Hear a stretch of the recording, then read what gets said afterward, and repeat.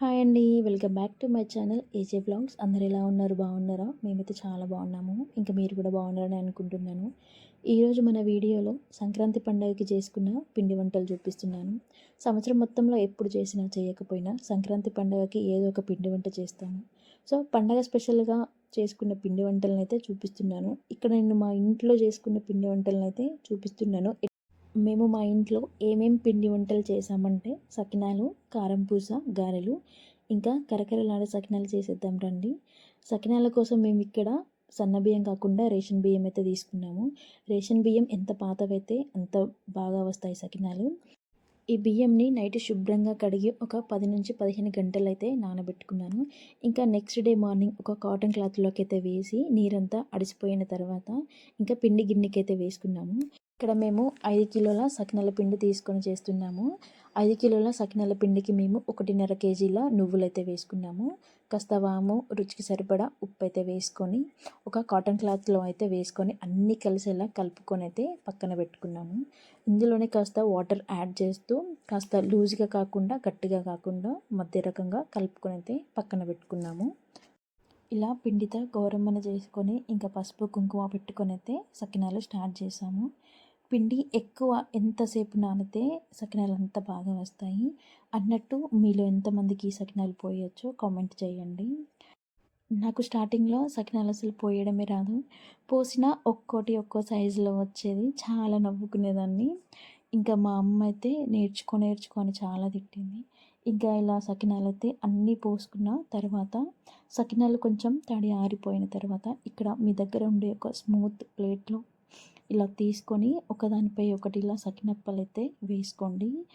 సకినాలు పొయ్యడమే కాదు ఇలా తీయడం కూడా చాలా పెద్ద టాస్క్ అనే చెప్పాలి. ఇంకా కడాయిలో ఆయిల్ వేడెక్కిన తర్వాత సకినాలు అయితే అందులో వేసుకున్నాము.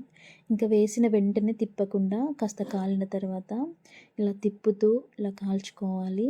ఇంకా సకినాలు గోల్డెన్ కలర్లోకి వచ్చేంత వరకు కాల్చుకొని అయితే తీసుకొని ఇంకా పక్కన పెట్టుకున్నాము. ఇంకా కరకరలాడే సకినాలు అయితే రెడీ. ఇంకా కారం పూసని ఎలా చేద్దామో చూసేద్దాం రండి. ఇంకా బేసన్లో కొద్దిగా శనగపిండి మొత్తాన్ని కొద్దిగా వేస్తూ ఇంకా జల్లించుకొని అయితే తీసుకున్నాము. ఇందులోనే కాస్త బియ్యం పిండిని కూడా కొద్దిగా వేస్తూ జల్లించుకొని తీసుకున్నాము. ఇందులోనే కాస్త పసుపు, కారం, రుచికి సరిపడా ఉప్పు, కొంచెం వాము. ఇక్కడ నేను వాముని దంచుకొని వేస్తున్నాను. ఎందుకంటే సన్నపకార పోసుకున్నప్పుడు ఇంకా హోల్స్కి అడ్డం పడుతుంది కాబట్టి ఇలా దంచుకొని అయితే వేసుకున్నాను. ఇంకా దంచుకొని వేసుకున్న వామునైతే తీసుకొని ఇలా అంతా కలిసేలా కలుపుకొని కొంచెం వాటర్ యాడ్ చేస్తూ ఎక్కడ ఉండలు లేకుండా పిండిని మెత్తగా కాకుండా మరి గట్టిగా కాకుండా మీడియంగా కలుపుకున్నాను. ఇలా పిండినంతా కలుపుకున్న దాన్ని ఒక బౌల్లోకి అయితే తీసుకొని అయితే పక్కన పెట్టుకున్నాను. ఇంకా పూసగొట్టంలోకి కాస్త పిండిని తీసుకొని వేడి ఆయిల్లో ఇలా పూస అయితే పోసుకున్నాను. పోసిన వెంటనే కాకుండా కాస్త కాలిన తర్వాత ఇంకో సైడ్కి తిప్పుకొని కాల్చుకోండి. రెండు వైపులా గోల్డెన్ కలర్లోకి వచ్చేంత వరకు కాల్చుకొని అయితే పక్కన పెట్టుకున్నాను. మీకు ఇలా కాలుతున్న ఆయిల్లో ఒత్తుకోవడం కష్టంగా ఉంటే జాలిగరిటెని ఆయిల్లో ముంచి తీసుకొని పూసపిండిని జాలిగరిటెపై ఒత్తుకొని ఆయిల్లో వేసుకోండి. వేసిన వెంటనే తిప్పకుండా ఒక 2 మినిట్స్ ఆగి తిప్పుకుంటూ కాల్చుకొని గోల్డెన్ కలర్లోకి వచ్చేంత వరకు కాల్చుకోండి. ఇలా పిండి మొత్తాన్ని జాలిగరిటెపై వేస్తూ పూసనైతే కాల్చుకోండి. నేను ఇక్కడ ముందుగా వేసింది సన్నం కారపూస. ఇప్పుడు వీడియోలో చూపిస్తున్నాను కదండి, ఇది మాత్రం దొడ్డు కారం పూస అండి. సో ఇలా అయితే కాల్చుకోండి. ఇంకా కరకరలాంటి కారం పూస అయితే రెడీ. ఇంకా మన నెక్స్ట్ పిండి వంటకం గారెలు. మన తెలంగాణలో గారెలు అంటాము, అదే ఆంధ్రాలో అయితే చెక్కలని కూడా అంటారు. ముందుగా బేసన్లోకి బియ్యం పిండి తీసుకున్నాను. ఇందులోనే కాస్త జీలకర్ర, కాస్త ధనియాలు, కొంచెం ఉప్పు, రుచికి సరిపడా కారపొడి, ఇంకా ముందుగా నానబెట్టుకున్న బొబ్బరిపప్పు, ఇంకా నువ్వులు, చిన్నగా కట్ చేసుకున్న కొత్తిమీర అండ్ కరివేపాకు వేసుకొని అన్నీ కలిసేలా కలుపుకున్నాను. ఇంకా కలుపుకున్న పిండిలో కాస్త వాటర్ యాడ్ చేస్తూ పిండిని కలుపుకొని పక్కన పెట్టుకున్నాను. ఇంకా గారెలు 2 విధాలుగా ఎలా చేయాలో కూడా చూపిస్తాను.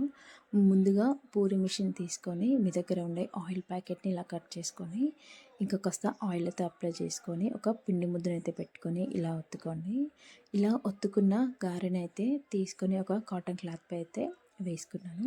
ఒకవేళ మీ దగ్గర పూరి మిషన్ లేకపోతే అదే ఆయిల్ ప్యాకెట్ పైన కాస్తంత ఆయిల్ అప్లై చేసి ఒక పిండి ముద్దని పెట్టి ఇలా చేత్తో మధ్యలో కాకుండా ఇలా చుట్టూ తిప్పుతూ కొంచెం సన్నగా ఒత్తుకొని అయితే తీసుకొని కాటన్ క్లాత్పై అయితే వేసుకున్నాను.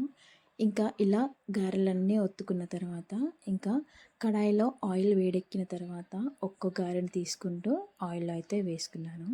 ఇంకా ఆయిల్లో వేసుకున్న వెంటనే తిప్పకుండా కాస్తంత కాలిన తర్వాత చుట్టూ తిప్పుతూ 2 సైడ్లా కాల్చుకోవాలి. ఇంకా కాల్చుకున్న గారెలను గోల్డెన్ కలర్లోకి వచ్చేంత వరకు కాల్చుకొని ఇంకా తీసుకోవడమే. నా వీడియోస్ కనుక మీకు నచ్చినట్టయితే ప్లీజ్ సబ్స్క్రైబ్ చేయండి.